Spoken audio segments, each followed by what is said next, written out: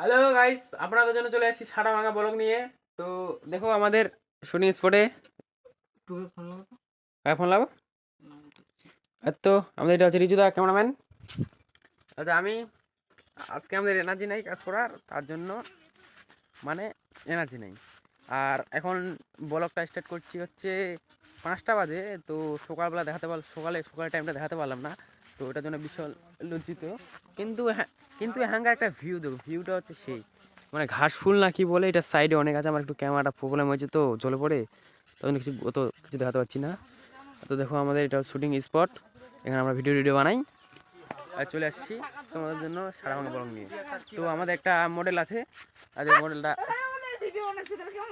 মডেলটা কেমন লাগে মুখটা দেখাবো না, লজ্জিত, খুব লজ্জিত।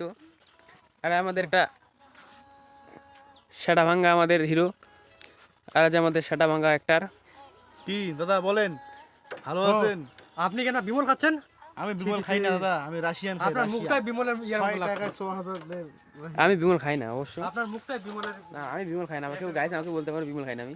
আর আপনার কি হয়েছে বাবু? মন ভালো নাই। মন ভালো নাই? চাবি দে। ও সো স্যাড, মন ভালো নেই কেন? প্রেমিকার সাথে একটু ঝগড়াটা করা হয়েছে নাকি? তাহলে ঝিক ঝিক ঝিক। না, এনার্জি উড়ে গেছে কাজের, কাজের এনার্জি নাই সকাল থেকে। সবার কাজের এনার্জি নাই আজকে। এখন যদি ধরে তো কি আর ভালো লাগে।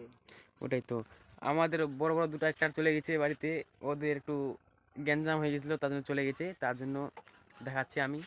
তো অনেক লজ্জিত আজকে। এখান থেকে বড়টা শেষ করলাম, টাটা বাই বাই।